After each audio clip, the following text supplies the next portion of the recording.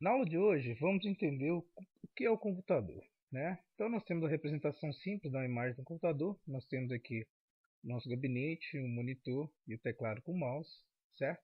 Mas como é que a gente pode fazer essa representação? Uma das representações possíveis, né, que trouxe, né, a esse computador moderno foi a arquitetura de von Neumann. Ela define que o computador, né, esse computador, ele vai ter essa unidade, uma memória primária, que hoje é a nossa memória RAM, né, dos computadores. Nós vamos ter também essa unidade lógica aritmética, unidade de controle, que hoje é a nossa CPU, né, os nossos processadores.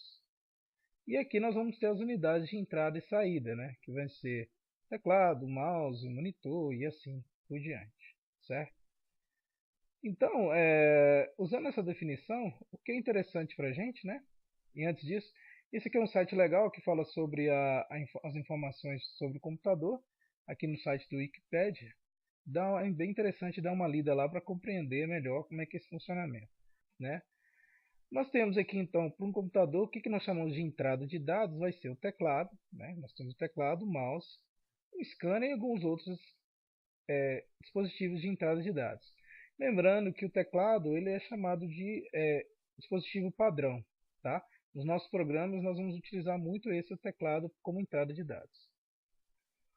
Nós temos a memória do nosso computador, né, que nós chamamos a nossa memória primária, que é a memória RAM do computador, né?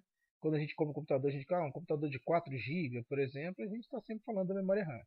E a memória secundária, que vai ser o nosso disco rígido, onde a gente armazena os filmes, os programas e assim por diante. E os nossos dispositivos de saída de dados, geralmente nós temos como padrão o monitor, né? O monitor do computador como sendo padrão, a impressora, o próprio HD e assim por diante. Então essas são algumas informações interessantes do computador para a gente. A entrada de dados, né? Os dispositivos de entrada de dados, dispositivos de saída de dados e como ele é feito a hierarquia de memória. Tá? Apesar da explicação ser bem simples, nós estamos nos atendo somente ao que é interessante para a gente, para a nossa aula. Então, o computador ele é dividido em duas partes, nós chamamos de hardware e software. O hardware é a parte física do computador, então o teclado, o mouse, o monitor, a placa-mãe do computador, assim por diante, tudo é considerado o hardware do computador.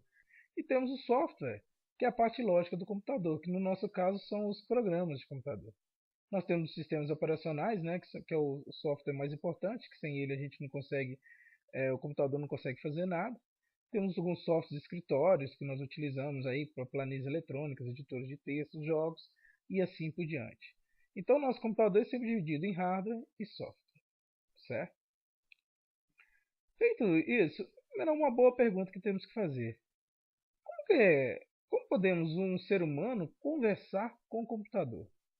Ou seja, o computador é um dispositivo que, se você não programá-lo, ou seja, se você não informar o que ele deve fazer, ele não faz nada.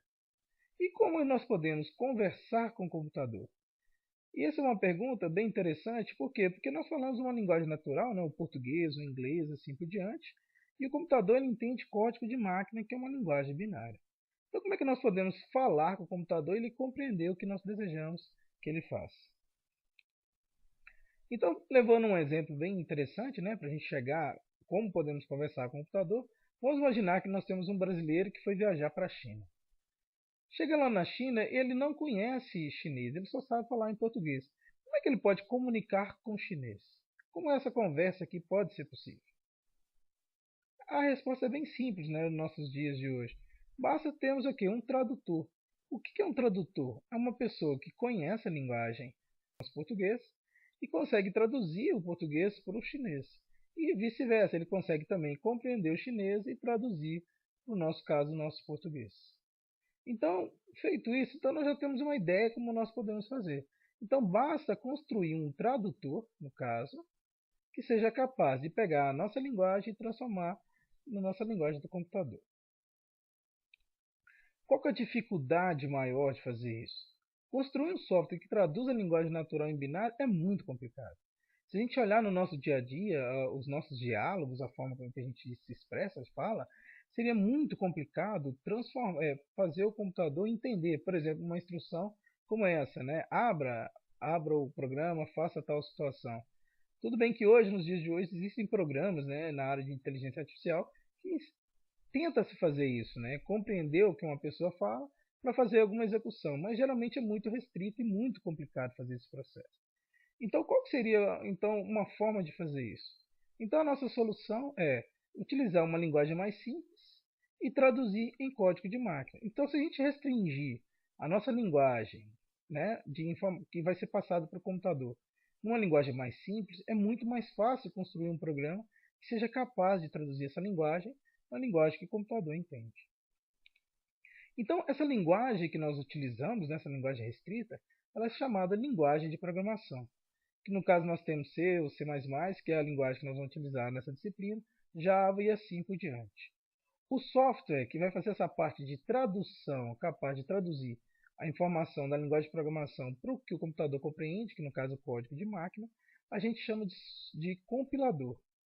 Então, o compilador é um tradutor, né, um software, que é capaz de pegar uma linguagem de programação, né, que é uma linguagem bem mais restrita do que a nossa linguagem natural, transformar em código de máquina, para que o computador possa entender.